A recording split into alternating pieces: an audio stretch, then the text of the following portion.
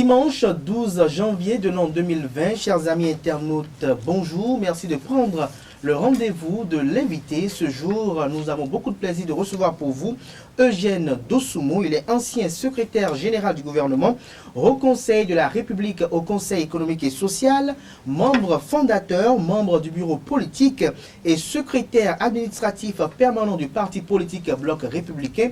Eugène Dossoumo, bonjour. Bonjour, cher ami. Merci d'avoir accepté notre invitation malgré votre agenda très chargé. C'est moi qui vous remercie. Alors, nous sommes à l'orée d'une nouvelle année. Est-ce que vous pouvez d'entrée de jeu présenter au peuple béninois et au président Patrice Talon et également au gouvernement tout entier vos vœux de nouvel an? Merci beaucoup. Je voudrais, comme vous me l'indiquez si bien, commencer par saluer tous ceux qui nous regardent actuellement, les internautes et autres téléspectateurs qui nous suivent en ce moment. Et saisir cette occasion, comme nous sommes au début de l'année nouvelle, formuler mes vœux de robuste santé au président de la République, lui qui est le père de la nation et qui a la lourde charge de présider aux destinées de presque 12 millions d'âmes qui vivent au Bénin. Que le Seigneur soit son guide, disons sa lumière dans toutes ces prises de décision pour le bonheur des filles et fils du Bénin. Je voudrais également saluer tout le peuple béninois et souhaiter que cette année soit une année de bonheur pour nous tous, une année de prospérité. Je ne vais pas manquer de saluer toutes les populations du département des Collines dont je suis originaire et singulièrement de la commune de Savet. Vous savez que l'année 2019 a été marquée dans ces localités, notamment dans les localités de Savet, de Tchaourou, Parakou, Banté et autres, par des scènes de violence qui normalement ne devraient pas advenir après bientôt 30 ans de démocratie, d'exercice de la démocratie. Nous sommes suffisamment mûrs pour que ces genres de scènes ne se produisent pas. Alors, au cours de cette année, puisque nous sommes à quelques mois d'une autre échéance électorale, je voudrais souhaiter donc que cette année 2020 soit une année de consultation électorale qui se caractérise par la paix. La paix à tous les Béninois. Que nulle part on enregistre des scènes de violence, des scènes de vandalisme comme on en a eu au cours des législatives de 2019. Sur ce, je voudrais donc souhaiter bonne année à tout le monde. Merci. Bonne année à tout le monde et nous sommes à l'entame d'une nouvelle année, l'année 2020. Vous êtes un acteur politique. Dites-nous déjà, à votre avis, selon votre analyse, quels pourraient être les enjeux de l'année 2020 sur le plan politique? Le grand enjeu de l'année 2020, comme j'ai commencé par le souligner dans mes premiers propos, le grand enjeu, ce sont les consultations pour les municipales, les communales de 2020. Et ça, c'est un enjeu majeur pour la vie politique de notre pays. Figurez-vous qu'avec la charte des partis, et puis surtout avec le code électoral, il est prévu que ceux qui vont aspirer aux fonctions de président de la République, ce qui va arriver en 2021, que ces candidats soient parrainés par un certain nombre d'élus, députés et maires. Alors, c'est la course pour tous les partis politiques qui nourrissent l'ambition, tous les partis nourrissent l'ambition d'avoir le pouvoir et de l'exercer. Donc, pour tous les partis qui aspirent à présenter des candidats présidentiels, vous comprenez que ces élections communales qui sont imminentes sont d'un enjeu majeur. majeurs. Donc, c'est la course à la performance. Chaque parti se donne comme défi de contrôler autant de communes que possible. Alors, dans cette course-là, on a tout fait de verser dans des actes déplorables comme ceux qu'on a regrettés au cours des législatives de 2019. C'est pourquoi je me dis, et j'invite tous les compatriotes à faire preuve d'élévation, à faire preuve de transcendance, qu'au-delà des intérêts partisans, ce qui préoccupe le plus face à ces enjeux, ce qui préoccupe le plus, que ce soit la paix dans notre pays. Voilà. Que ce soit la paix dans notre pays, comme vous l'avez indiqué, mais est-ce que le climat qui va régner lors de ces élections municipales et locales, est-ce qu'il ne sera pas un climat atypique quand on sait qu'en dehors des consultations qui seront effectives, il y a également l'enjeu selon lequel il y a la question du parrainage et également le fait que les acteurs ou les élus locaux ont un rôle prépondérant dans les campagnes présidentielles. Est-ce que, à votre avis, vous ne voyez pas que le climat serait plus atypique, serait plus vicié cette année? Bon, ce n'est pas tant le parrainage qui va vicier l'ambiance. Ça doit être une nouveauté, comme quelqu'un, c'est une innovation. Comme un des grands hommes politiques de notre continent l'a dit, la paix n'est pas un vain mot. La paix est d'abord un comportement. C'est pourquoi les acteurs politiques, j'insiste là-dessus, je dis, les acteurs politiques, au-delà des enjeux, qui sont des enjeux importants pour la vie de chaque parti. Figurez-vous qu'à l'issue de ces élections-là, certains partis vont certainement disparaître si ils ne contrôlent pas des conseils communaux, s'ils n'arrivent pas à faire chose. Exactement, s'ils n'arrivent pas à dépasser la barre des 10%, vous comprenez qu'ils n'auront pas droit de citer. Donc, c'est une question de survie pour les partis. C'est également pour la vie de la nation un enjeu véritablement majeur. Alors, à partir de cet instant, on y va avec toutes les passions, avec toutes les énergies possibles. C'est pour ça que, avant qu'on arrive à cette échéance, il est nécessaire aujourd'hui qu'on commence par sensibiliser tous les acteurs politiques à faire en sorte que les enjeux ne l'emportent pas sur l'intérêt de la paix, sur l'enjeu, le défi de la paix. Il faut que, au-delà de tout, chacun travaille, chacun concourt à faire en sorte qu'il y ait un climat de paix. C'est vrai que lors des législatives dernières, vous avez vu, il n'y a que 2 partis qui se disent des frères, n'est-ce pas? Mais aujourd'hui, c'est beaucoup plus d'autres partis.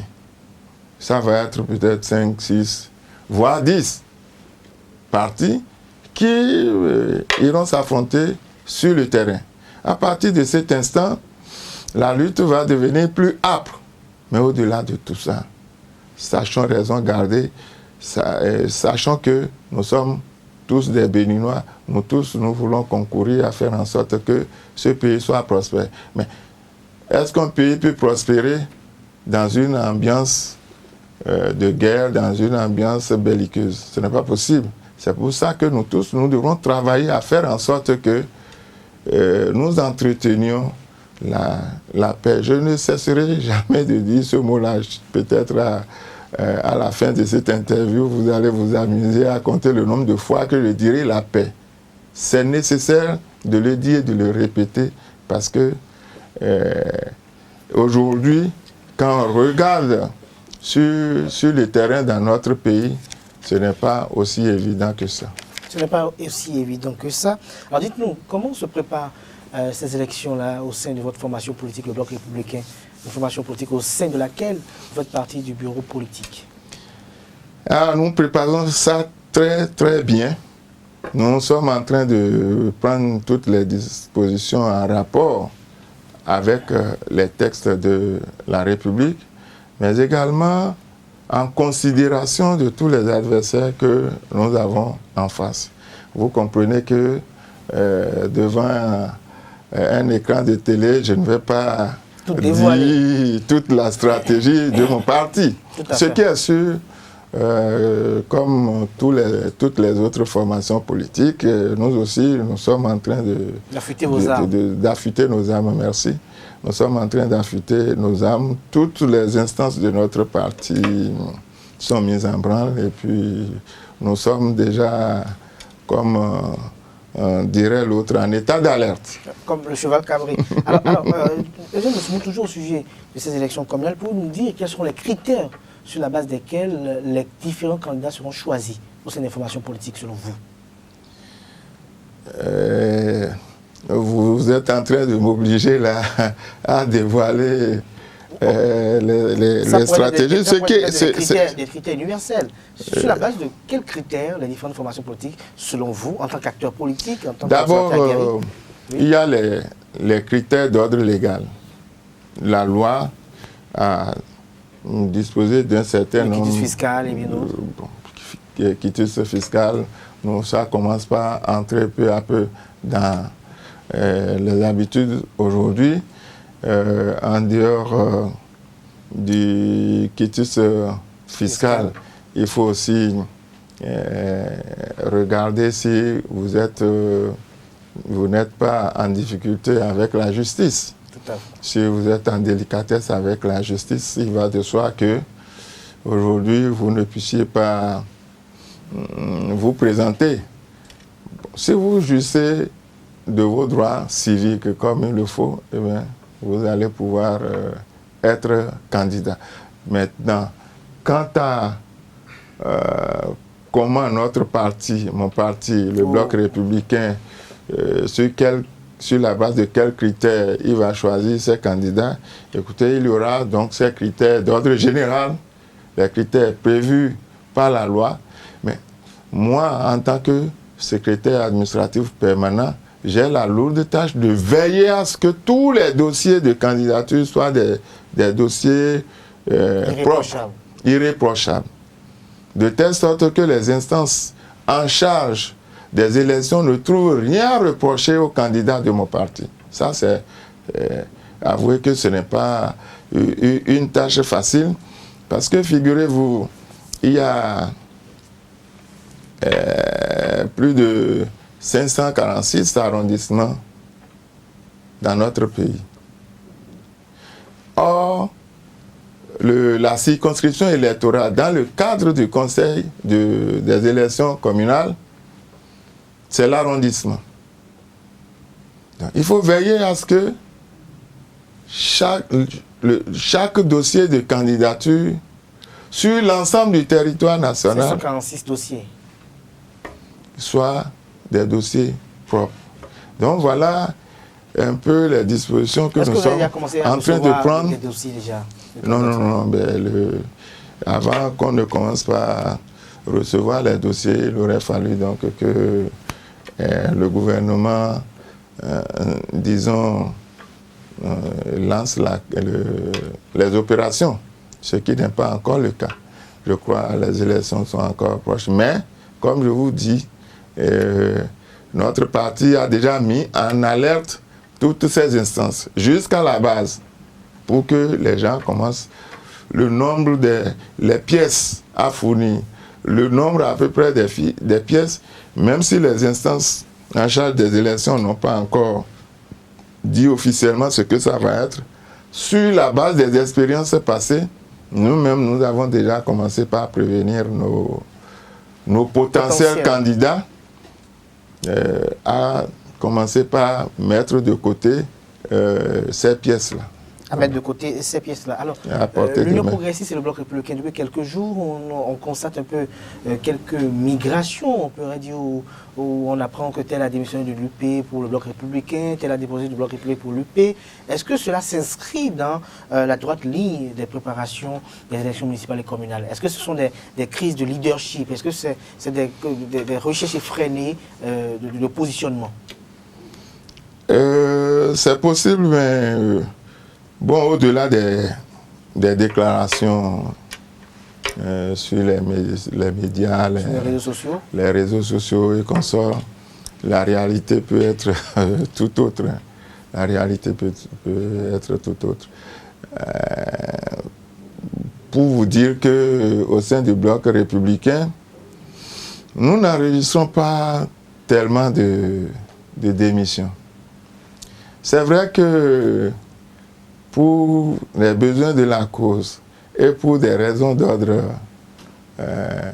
politicien, vous comprenez, lorsque un kidam quelque part, qui ne pèse même pas grand-chose, se met dans les médias pour dire, moi je suis CA par ici, moi je suis ancien maire par là, je veux démissionner. Il fait grand bruit, juste pour s'attirer l'attention sur lui. Nous avons vécu des situations comme ça.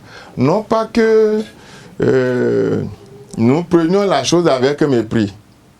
C'est justement parce que nous ne prenons pas la chose avec mépris que nous sommes aller en profondeur de tout ce qui se passe quand, par exemple, vous avez dû suivre récemment à Niki, un monsieur qui s'est agité et qui a mis beaucoup de noms sur une liste pour dire qu'ils sont 12 à démissionner. Lorsque nous devions fonder notre parti, le parti Bloc républicain, nous étions près de 7000 membres fondateurs. Alors, si 7000, que 12, encore que les 12, quand nous avons enquêté, nous avons interrogé les gens, tous ceux qui s'agitent là n'étaient pas plus de 2. Et ils ont mis d'autres noms et ont même fait du faux. Et usage de faux, en signant la place des autres. Si on devrait les poursuivre, vous comprenez que non, nous, on n'a pas le temps pour nous attacher à... Pour laisser distraire. Non, on ne veut pas se distraire par ces petites choses. Lorsque des gens sérieux ont des problèmes, ils ne se mettent pas sur les réseaux sociaux ou bien se mettre à écrire « nous démissionnons » à grand renfort médiatique. S'ils ont un problème, étant entendu qu'un parti politique, c'est également une famille, fut-elle politique, n'est-ce pas? On vient dans sa famille et, comme on le dit en bon africain, le linge, ça se lave en famille. Si vous avez des problèmes sérieux dans votre famille, vous n'allez pas quitter cette famille-là et crier sur tous les toits que vous êtes en train de crier afin de quitter votre famille. Au contraire, vous posez votre problème et les responsables de la famille vous écoutent et vous apportent des solutions. Mais, écoutez, nous sommes sur la scène politique. Toutes les manœuvres sont bonnes pour s'attirer l'attention sur soi-même. Au profit politique. Alors, à ce rendez-vous électoral, il y a quand même une nouvelle donne. Il y a le parti Fosco Ipombine émergent qui dispose désormais d'une légitimité légale et qui va compétir aux prochaines élections électorales. Est-ce que l'ombre de FCBE ne vous fait pas peur? Merci beaucoup. Ne devrait pas t'inquiéter. Merci beaucoup. Je voudrais commencer par au moins saluer cette évolution pour nos amis de FCBE, parce que lors des législatives dernières, nous aurions aimé que eux aussi soient présents dans la compétition. ça n'a pas pu être le cas, c'est regrettable. Maintenant qu'ils ont cru devoir se conformer à la loi et que eux aussi ils doivent compétir, eh bien le jeu est ouvert, le jeu devient plus ouvert.